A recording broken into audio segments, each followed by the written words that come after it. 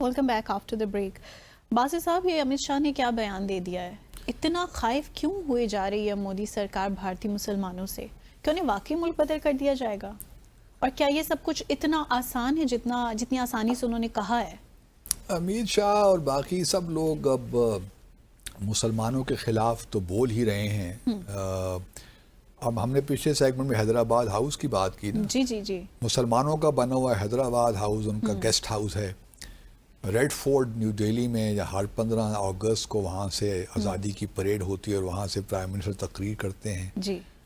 آگرہ میں تاج محل ہے. مسلمانوں کی تو جو پریزنس ہے کہاں کہاں سے چھٹکارا حاصل کریں گے. میں تو کہتا ہوں کہ حیدرآباد ہاؤس میں بھی کوئی قضیہ کھڑا کر دیں کہ یہاں بھی مندر تھا پہلے. فیوچر میں ہو بھی جائے گا, ہو بھی جائے, شاید 100 سال کے بعد ہو جائے جب تاریخ لگے ہوئے ہیں. ہاں تو کچھ پتہ نہیں ہے. لیکن بہرحال مسلمانوں کے بارے میں ایک جو رجحان ہے اس حکومت کو ایسا سامنے آ رہا ہے.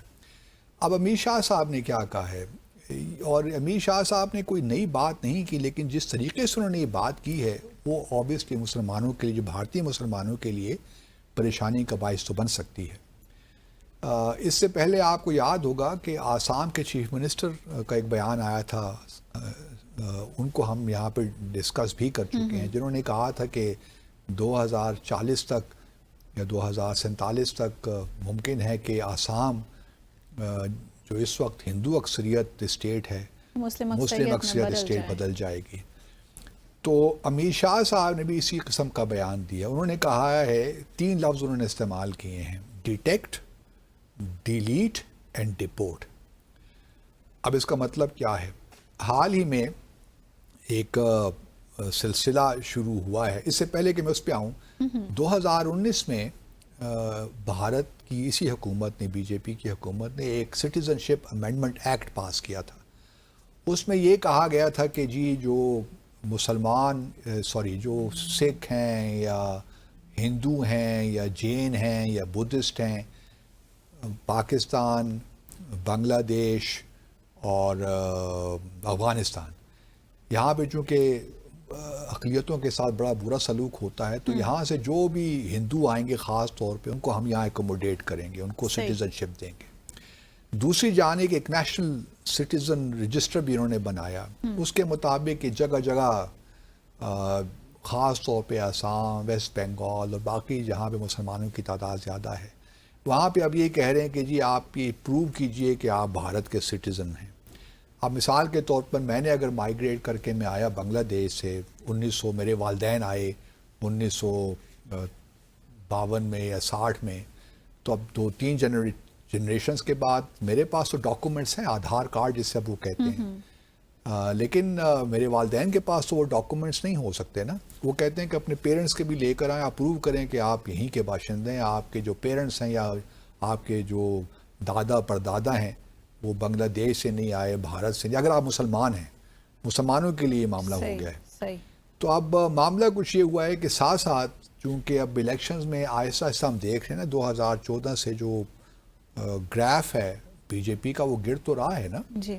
کہاں 2019 میں 305 سیٹیں اور کہاں 2024 میں 260 یا 240 سیٹیں, تو گراف تو نیچے آ رہا ہے. تو آپ تھوڑا سا خائف ہیں. کانگریس کا یہی کہنا ہے کہ یہ جو ساری جو ووٹر لسٹ ہے نا پورے ہندوستان بھارت میں, وہ فراڈ ہے. اور جو ہے اب انہوں نے یہ کیا بھارت میں کہ بھارت کی حکومت نے اپنے الیکشن کمیشن کو یہ کہا کہ آپ جو ہے ایک ان کا ایک پروسیجر ہے جسے وہ شاید کہتے ہیں اسپیشل ریویژن, انٹینسو ریویژن, کہ ووٹر لسٹ کی انٹینسو ریویژن ہونی چاہیے. اور اس میں بھی بہار میں الیکشنز ہو رہے ہیں اگلے ماہ, تو اس میں تقریباً لاکھوں کے قریب جو ووٹرز اس میں شامل تھے ان کو نکال دیا. صحیح. اور اس میں زیادہ تر مسلمانوں کی تعداد ہے.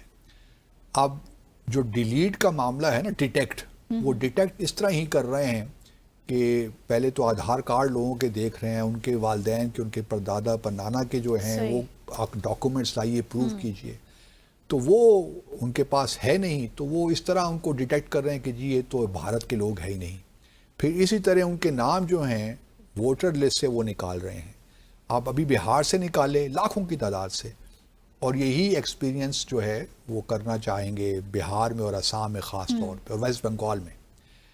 اب یہ تو ہو گیا 2 مرحلے نا کہ ووٹرز لسٹ میں سے صاحب نکال دیے لاکھوں کی تعداد میں, ہزاروں کی بات نہیں کر رہا, لاکھوں کی بات کر رہا ہوں.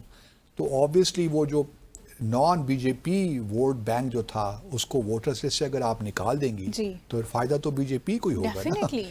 اچھا, اس کے بعد جو تیسرا مرحلہ ہے وہ ڈیپورٹ کا ہے کہ اگر ان کے پردادا پر نانا وغیرہ سارے جو اسلاف تھے وہ وہاں سے آئے تھے بنگلہ دیش یا پاکستان سے یا افغانستان سے, تو ان کو ڈیپورٹ کریں. اب عقل مطلب کہاں چلی گئی؟ اب آپ کس بنیاد پہ ڈیپورٹ کر سکتے ہیں؟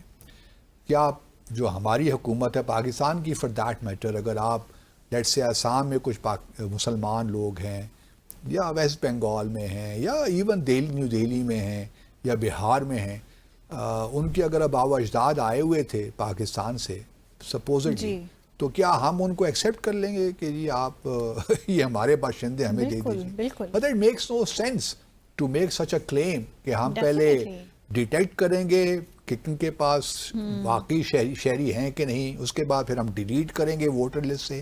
یہاں تک تو آپ کر سکتے ہیں, اور یہ آپ کر رہے ہیں پولیٹیکل اپنی جو گیمکس ہیں آپ کی اس کے لیے.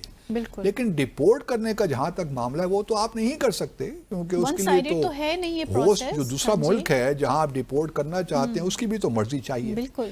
اچھا, اب ایک اور مسئلہ یہ ہو گیا ہے کہ لگتا یہ کچھ یہ ہے کہ بھارت میں ایک بہت بڑا یہ خوف ستاری ہے, کیونکہ امیر شاہ صاحب نے بیان دیا ہے کہ جب بر صغیر آزاد ہوا تھا اور بھارت اور پاکستان بنے تھے تو بھارت میں اس وقت جو ہندوؤں کی آبادی تھی, پاپولیشن, وہ 84% تھی. اچھا, یہ 84% جب بھارت آزاد ہوا تھا, جو کہ 2011 میں 79% ہو کے رہ گئی, یعنی کہ اس میں کتنی کمی ہوئی, 4-5% کی کمی ہو گئی. اور مطلب یہاں پہ یہ ہے کہ 4-5% کمی ہو گئی ہندوؤں کی بھارت میں, تو وہاں مسلمانوں کی تعداد جو بھارت بننے تک ان کی تعداد تقریباً 9.8% تھی, تو آج وہ 14 سے زیادہ ہو گئی ہے, 15% ہو گئی ہے. اس کا مطلب یہ ہوا کہ مسلمانوں کی تعداد بڑھ رہی ہے.